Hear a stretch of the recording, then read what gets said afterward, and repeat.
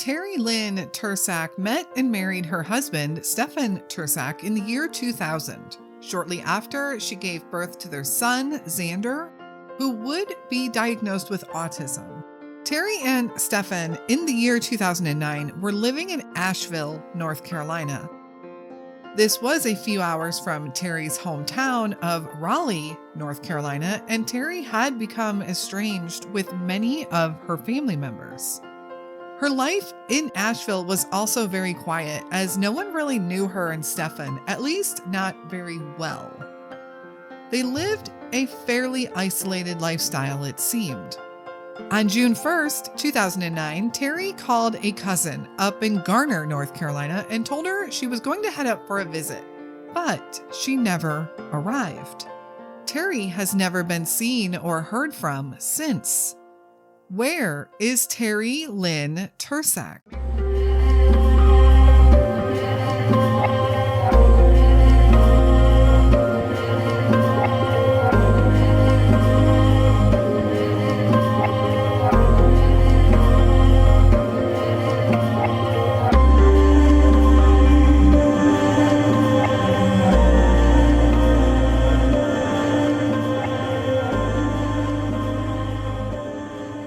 Hello, and welcome back to the Where Are They podcast and another unsolved missing person case. I want to thank everyone so much for their emails and case suggestions that have come through the last couple of weeks. If you haven't had a response from me yet, you will, I promise. I so appreciate all the suggestions. Keep them coming. You can email me at canwefindthem@gmail.com or hit me up on social media anytime. The case of Terry LYNN Tersak did come recommended to me from a listener. And this one is a confusing one. We really have two different sides. Two sides who are very much opposed to the other. There's a lot of harsh words, a lot of social media attacks, and a ton of rumors that have swirled as everyone involved picks a side to support. Originally, this case was thought to possibly be a voluntary missing person case. And if I truly believed that, I would not tell her story. But I don't believe that's what happened here. This woman is missing, and the circumstances are very suspicious, or at the very least, troublesome. What's also interesting and worrisome is that while she was last seen or heard from in June of 2009, she wasn't officially investigated as a missing person until May of 2011. That means there was no official missing persons report documented for Terry until May of 2011, almost 2 years after anyone had last seen or heard from Terry. Terry LYNN Pendergraft was born on April 8th, 1976. She grew up in the West Raleigh area of North Carolina. And Raleigh is North Carolina's capital city. It's a pretty big area. West Raleigh in particular encompasses all the little neighborhoods on the west side of the city. Terry attended Athens Drive High School in Raleigh, and it seems like she had a fair amount of family and relatives all in the area. But she would end up leaving town with her husband, Stefan, in the year 2000, and would soon become estranged from her family, notably her father. Her mother had previously passed away, and she was said to have been very close to her mother. Terry married Stefan, who was about 20 years older than her, in 2000. Together, they relocated to the Asheville, North Carolina area, but kept a pretty low profile. No one in the town really knew Terry or Stefan very well. And the circumstances regarding the estrangement from her father and her family isn't clear either. There are a lot of rumors that suggest it was because of Stefan, because he had taken her away from the area, and her father just generally didn't like him. But there have been no official statements to confirm if that is true or what the reason was that Terry was estranged from her family. Shortly after Terry and Stefan were married, Terry gave birth to a young boy who she would name Xander. Xander would be diagnosed with autism. And this is another point of contention within this case. Terry's mothering skills are highly debated, depending on which side you listen to. So many people that knew Terry said that she loved kids and she was a great mother, and she was absolutely devoted to Xander. In fact, Terry would take on a couple of part-time jobs that would be questionable, all in an effort to raise money and make money to support her son. However, there is another side to the story that will say that Terry was struggling being a mother, especially to a special needs child. During the next few years, Terry did smoke some marijuana here and there, according to her family, and she did spend some time on probation for a 2007 marijuana-related conviction. But her husband, Stefan, says she was more into drugs than just that. But her family and friends, or at least the family that she did stay in touch with, completely deny that this was the case. Terry also worked as a stripper at a local strip club for a while to earn some money. But she had allegedly quit working there around the same time as her marijuana conviction. The disappearance. On June 1st, 2009, Terry called her cousin Jamie, who lived in Garner, North Carolina. Garner is a South Raleigh suburb and is about 250 miles from the Asheville area. Despite the distance, Terry told her cousin she was going to drive up and visit her for a little while. Any other details of that conversation really are not known. Despite the fact that Terry had just bought a new SUV, Terry told her husband, Stefan, that she was going to get a ride from a friend named Jen up to Raleigh to see her family, and he was to pick her up at a specified address in Clayton, North Carolina. Clayton is about 10 miles southeast of Garner, so it's also a good couple hundred miles from the Asheville area. But Terry never showed up at her cousin's, and her cousin, Jamie, couldn't reach her. She tried to call other people in the family, but no one had heard from her. At the time, Jamie herself was only 22 years old, and she said she just didn't know what to do. Stefan was supposed to pick her up at this specific address on June 20th, and Stefan said that he went there, as instructed, to pick her up, only to find out that the address she gave him was a fake address and did not exist. What I also kind of think is interesting is, aside from the fact that Terry didn't take her own car and needed to get rides, is Stefan didn't talk to Terry for at least 3 weeks, or from June 1st to June 20th. And yet he still drove to this address to pick her up.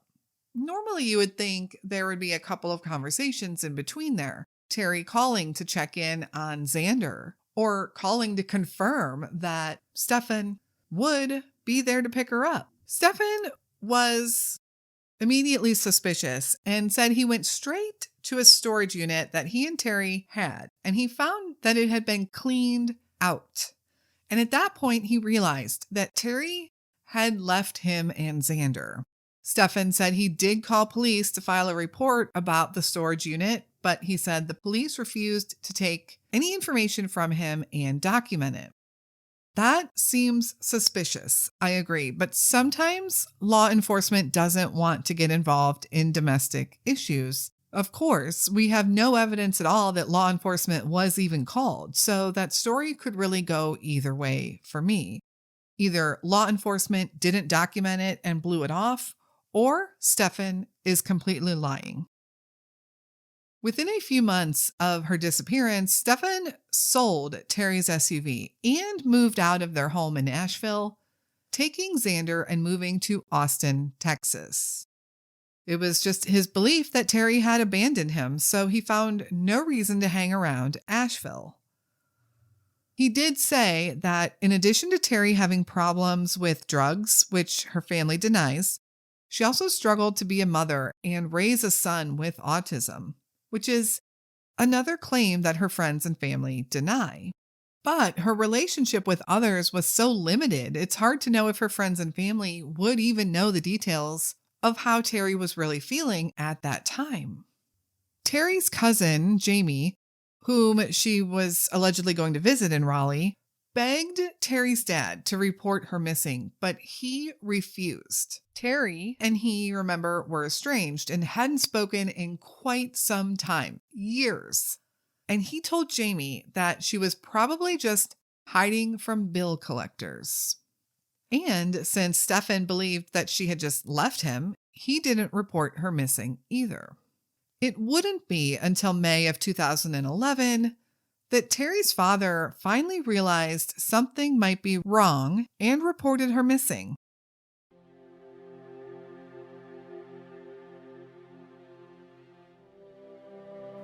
The search.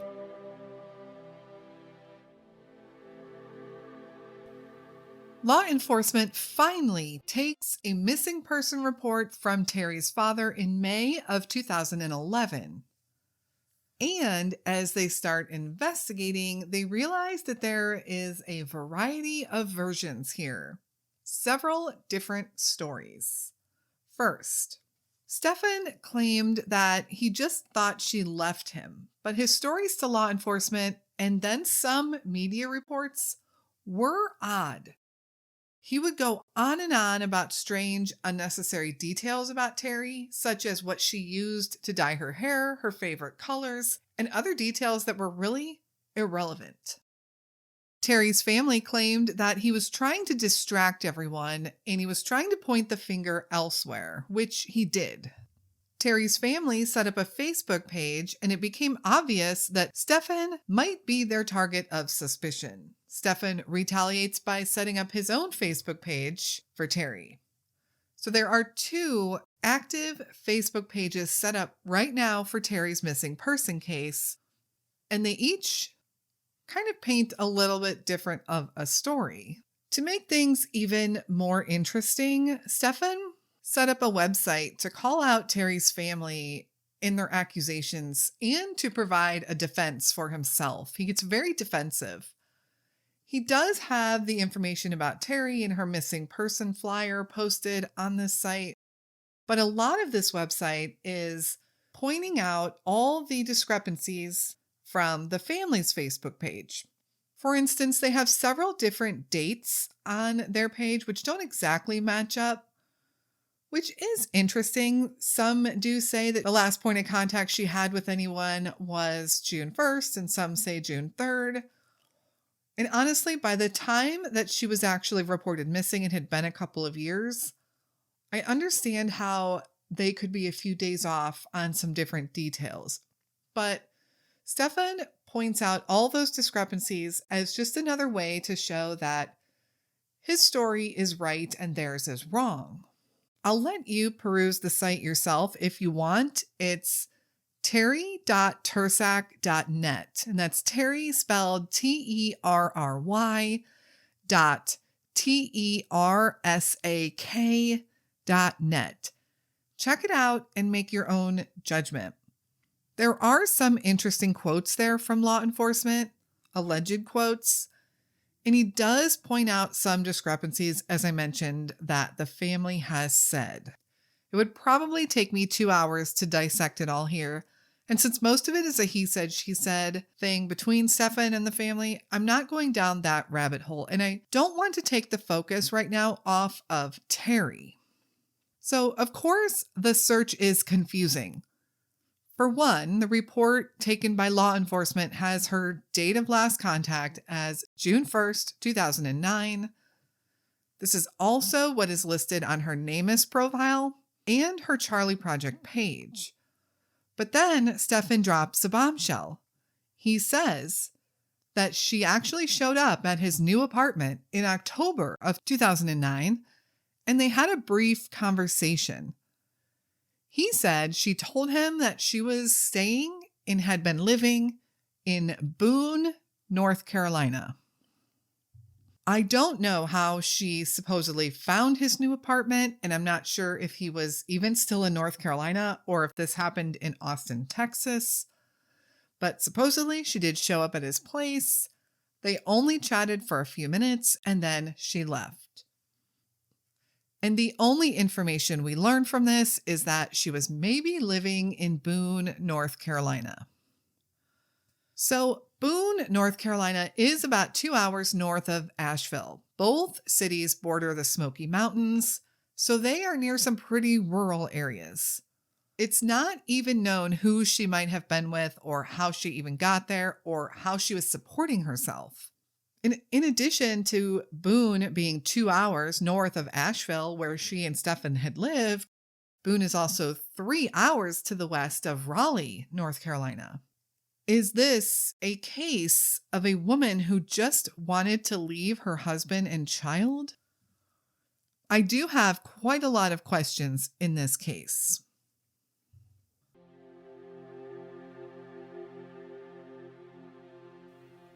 The questions. Let's talk about what questions I have, and likely a lot of you have also, going back to the beginning of this story. Why was Terry's relationship with her father strained? Was it in any way related to her marrying and leaving town with Stefan? This isn't really addressed, but it might point to why there's a lot of finger pointing back and forth here. Why didn't Terry take her own vehicle? I guess on the surface here, it was because we know that somebody named Jen picked her up. And that's all we know. This Jen has never been identified. Stefan claims he doesn't know anything about her other than her name was Jen. So if you believe Stefan's theories that she left with a friend with the intention of abandoning her life in Asheville, maybe taking her car would have enabled her to be found, which of course she didn't want. Maybe it was just easier to abandon her vehicle. What do we know about Terry's history as a mother? Was she indeed struggling? Motherhood is tough, no doubt. Maybe she needed help. Maybe she was having a hard time. Or was she the opposite of what we hear from Stefan? Was she a doting and loving mother who would never leave her son, as some family members have said? I feel like we need to hear from someone who really knew Terry personally in 2009, a friend, someone who kept in regular contact with her. Someone who isn't going to immediately jump sides on the debates here. Someone who can shed some more insight as to who Terry really was leading up to her disappearance. A neutral party. Does someone like that even exist? What's the story with the strange, non-existent address that Stefan was supposed to pick Terry up at on June 20th? Was this a normal thing for them? What does Stefan say about her not taking her own car that day and having to drive a couple of hours himself to go pick her up? This just sounds really weird to me, especially if there was no communication between them between June 1st and June 20th.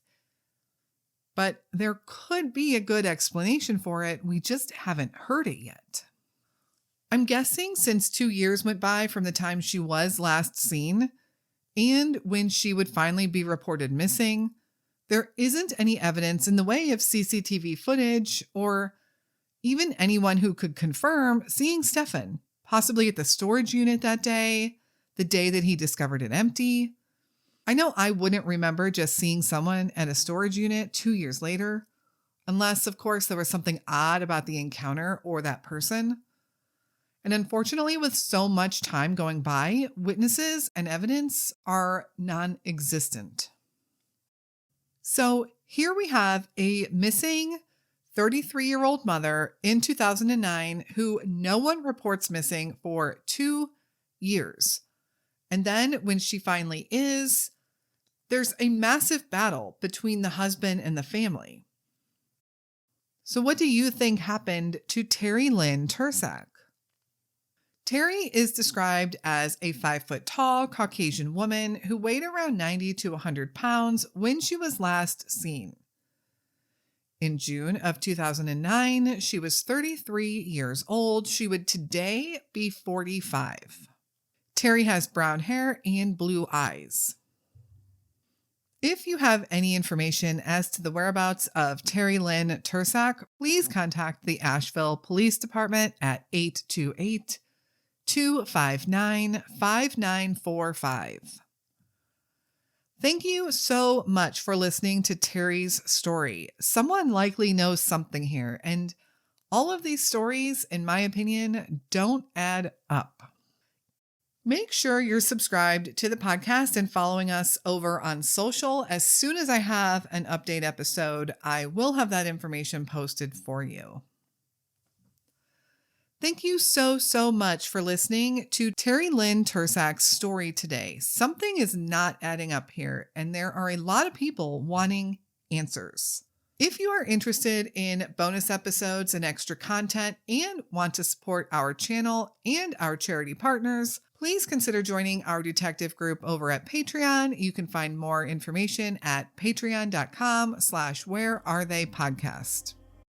We will be back again next week with another unsolved missing person case. And until then, stay safe and hug your loved ones.